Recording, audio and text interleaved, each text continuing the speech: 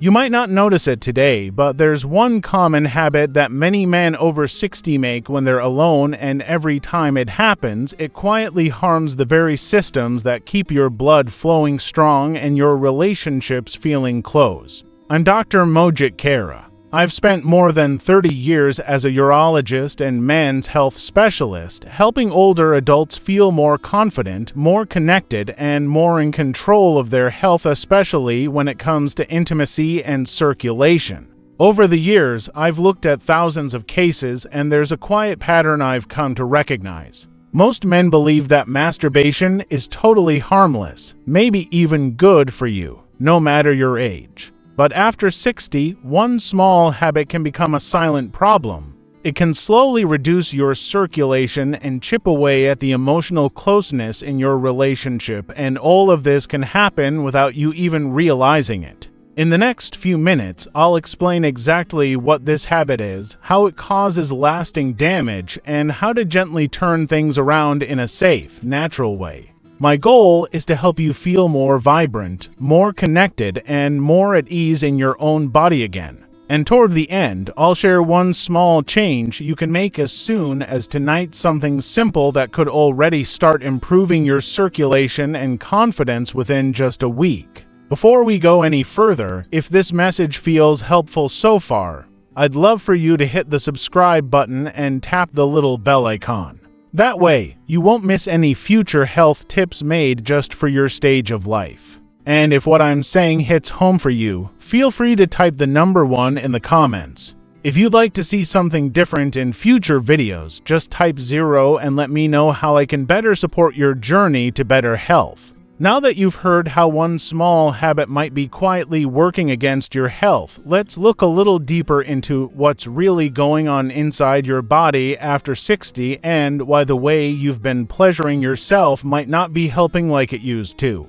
This first part is all about why intimacy and circulation often start to fade with age and what your private habits might have to do with it. For more than 3 decades, I've listened to men and women in their 60s, 70s, and beyond tell me about things that didn't seem connected at first. Cold feet, less desire, restless nights, feeling distant from their partner, or just this nagging sense that something feels off. A lot of people chalk it up to getting older. And yes, aging plays a part, but it's not the whole story. What most folks don't realize is that after 60, the body actually becomes more sensitive, not less. The systems that kept you feeling strong and energized when you were younger, things like blood flow, hormones, and nerve signals, start to shift. They become more delicate, and they respond more strongly to the little habits you repeat every day. That includes the way you touch yourself when you're alone.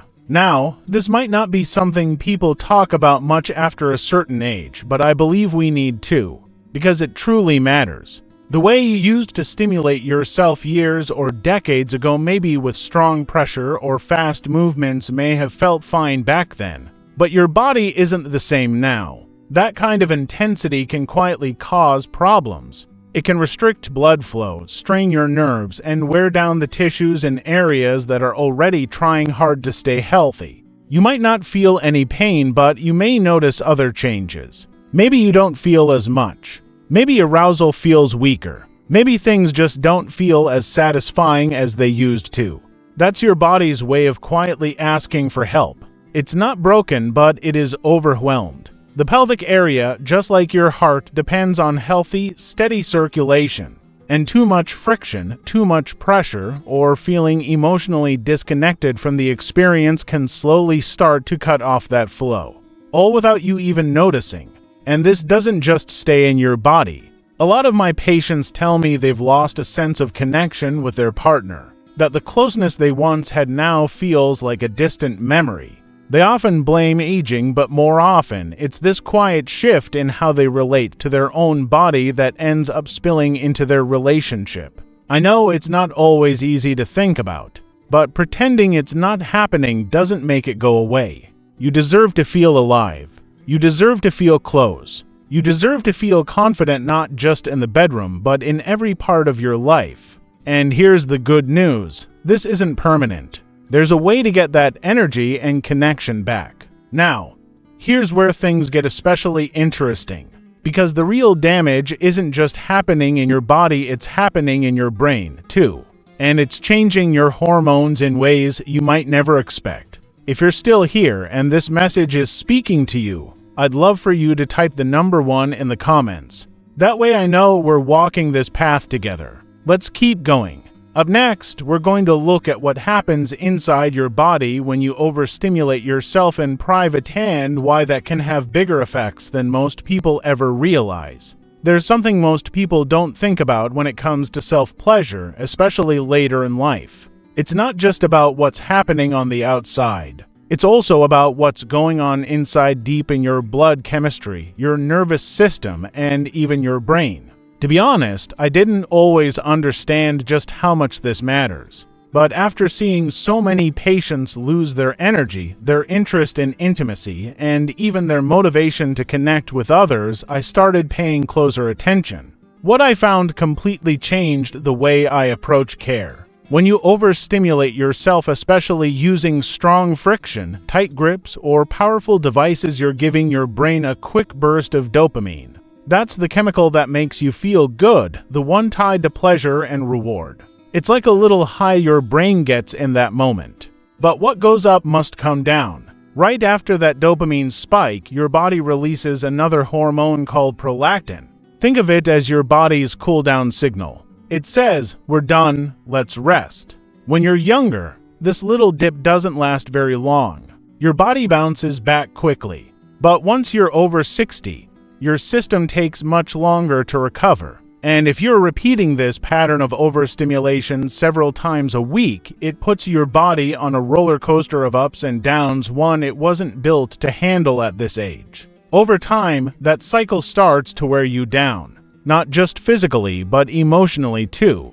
Your testosterone, the hormone that supports drive and vitality, can begin to drop. Your nitric oxide levels, the molecule that keeps your blood vessels open and healthy, also start to fall. And even your oxytocin, the hormone that helps you feel close to others, can shrink. That means something that should bring you pleasure might actually be leaving you feeling drained, foggy, and even more isolated than before. And this isn't just some theory. I've had men come into my office saying they feel numb not just physically, but emotionally too. They'll tell me life feels flat, or that they're not as connected to their partner, or even to themselves. What they don't realize is that their body has quietly become addicted to intensity and it's starving for balance. But here's the part that surprised even me. When these same men started changing how they stimulated themselves, when they slowed down and focused on bringing balance back to their body's rhythm, something amazing started to happen. They began to feel alive again. Not just during intimacy, but in everyday life. They had more energy. They felt more present. They even found themselves laughing more. And now we need to take one more important step. Because while your body can suffer in silence, your emotions often carry a much heavier burden, one that most doctors never even mention. That's what we're going to talk about next, the emotional impact of these quiet habits. Because what's happening in your heart matters just as much as what's happening in your hormones. Let's go there now. I've always believed that behind every physical issue, there's an emotional story waiting to be heard. And when we're talking about intimacy, especially after 60, those stories often run deep. The truth is, many of the men I work with don't come to me because they're worried about hormones or how often they're masturbating. They come because something in their life feels off. They can't quite name it, but they know something is missing.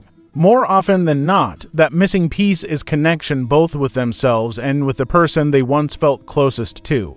I remember one man clearly. He was a retired school principal in his early 70s. He sat across from me and said, "Doc, I don't feel like a man anymore. My wife and I barely touch. I lie in bed next to her, but I feel completely alone." He wasn't ashamed of getting older. What hurt the most was the emotional distance that had crept in over time. This quiet drift between them that he didn't know how to close. That's when I gently asked him how he'd been connecting with himself. At first, he looked confused, but eventually he admitted he'd been watching pornography, often with headphones, in private.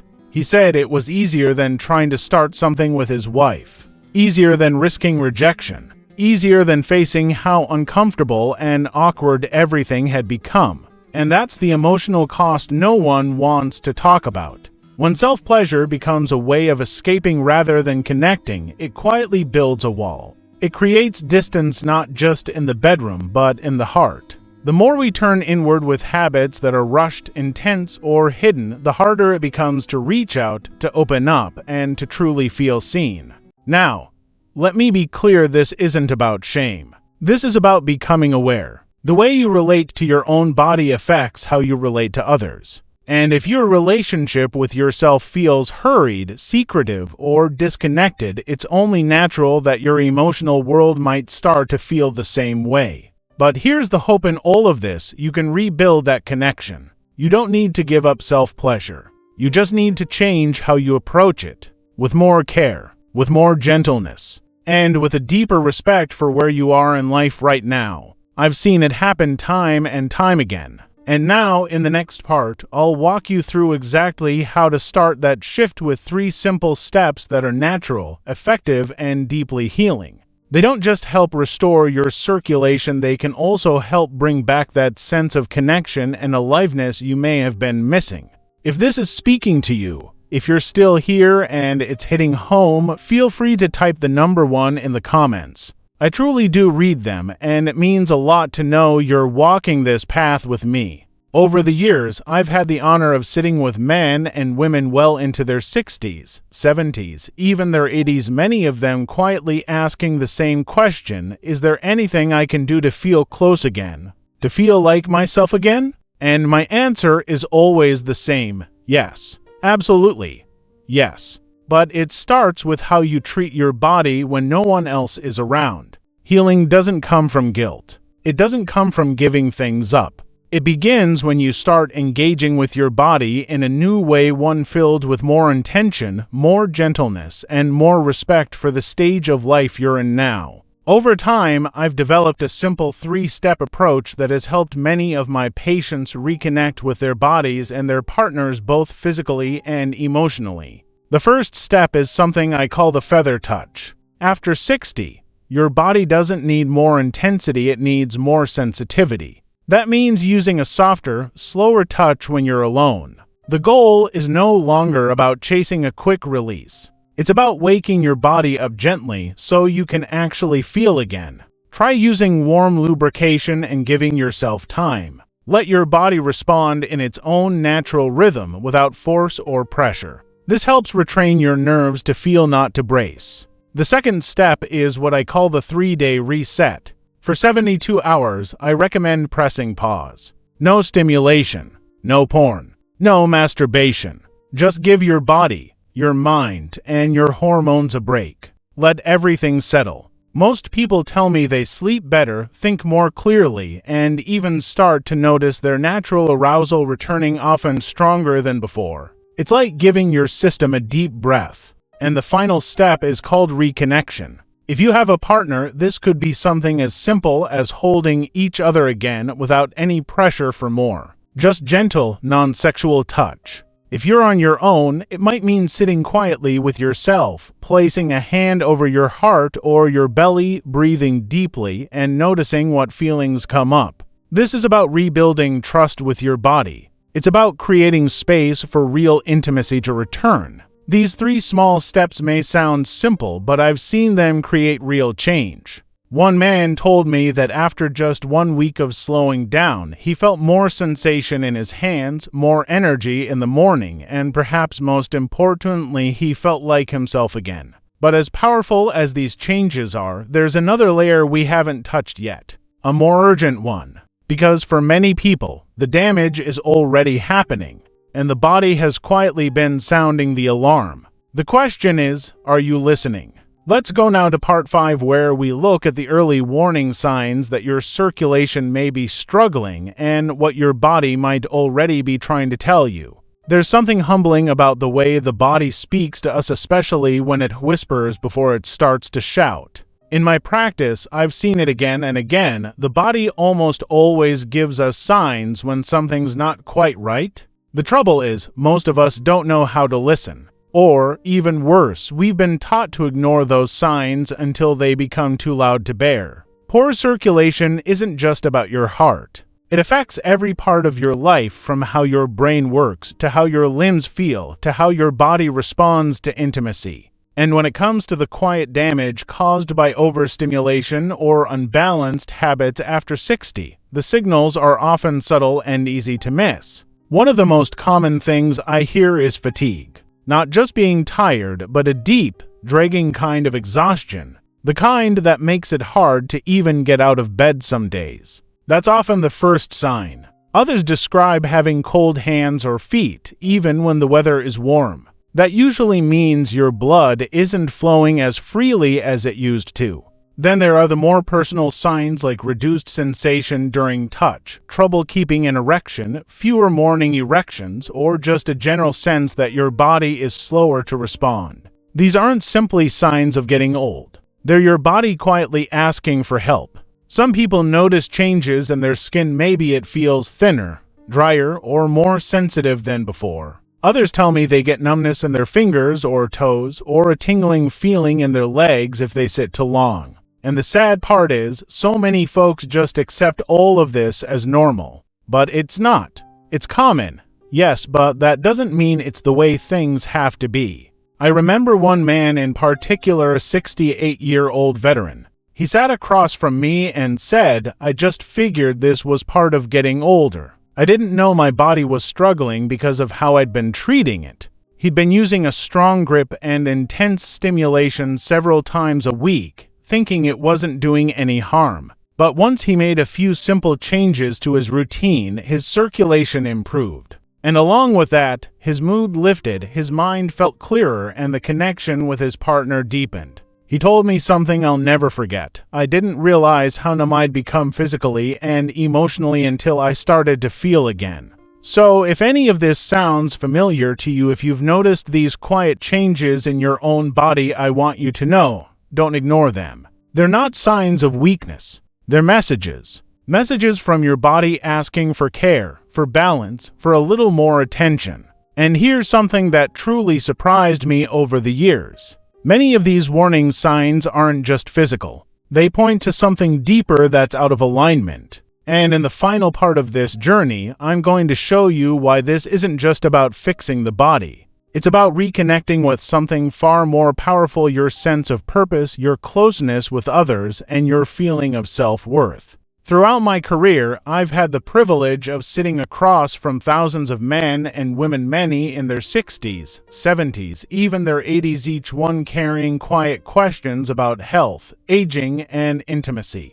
What starts as a simple concern about energy or performance often opens up into something much deeper: a quiet grief, a feeling of loss, or even a wondering, is this just how it ends for me? And I want to say this as clearly as I can: no, it doesn't have to end that way. Because what we've been talking about this whole time isn't just about masturbation. It's not only about blood flow or hormones. It's not even just about sex. It's about something deeper. It's about how we care for our bodies, how we stay connected to the people we love, and how we hold on to our sense of worth as we grow older. We began by looking at how aging affects your body's response to stimulation, how habits that once seemed harmless or even healthy can quietly start to wear down your blood flow, your nerve sensitivity, and your emotional closeness after 60. Then, we explored what overstimulation actually does inside you. Not just on the outside, but deep in your brain, where it throws your hormones off balance, dulls your desire, flattens your mood, and weakens your natural drive to connect.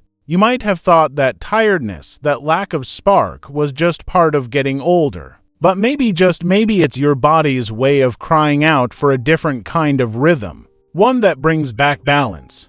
We also stepped into the emotional space one most doctors avoid, because there's a quiet heartbreak that happens when intimacy fades, when connection is replaced with silence, when the simple act of touch feels awkward or even forgotten. And here's something we often overlook: the way you treat yourself when no one's watching shapes how you show up for others. If self-pleasure becomes rushed, hidden, or filled with guilt, it can create emotional distance. That gap can be hard to close not just in the bedroom, but in your heart. That's why I shared the 3-step fix. Not as a rule book, but as a path. A gentler way forward. Slower, softer touch. A 3-day break to let your body and mind reset. And most importantly, a step toward reconnecting either with a partner or with yourself. These changes may seem small, but I've watched them lead to big results. I've seen men come into my office slumped and silent and return weeks later standing taller, smiling, feeling more alive.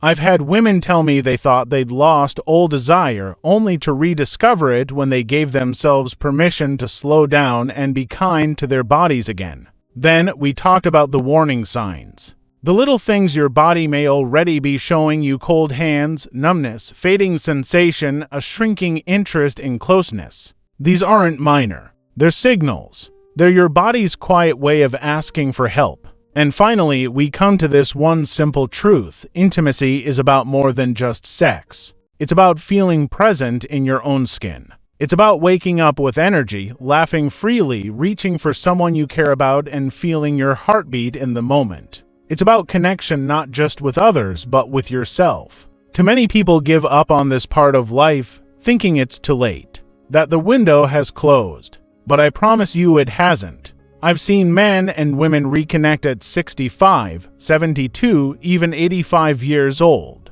And it always starts with the same decision: to stop ignoring the signs, to start giving your body the care and kindness it's been asking for. So, if something in your gut is telling you, "This sounds like me," I invite you to take one small step tonight. Slow down, breathe, touch with care, choose connection over escape. Because when you do that, you're not just improving blood flow, you're reclaiming something much more precious: your right to feel, your right to connect, your right to live fully no matter your age. And that, my friend, is something worth fighting for. If this message spoke to you, if it made something click, I hope you'll give it a like, share it with someone who may need to hear it, or leave a comment below. I truly do read them. Your voice matters, and this conversation is too important to stay silent. Let's keep it going, together.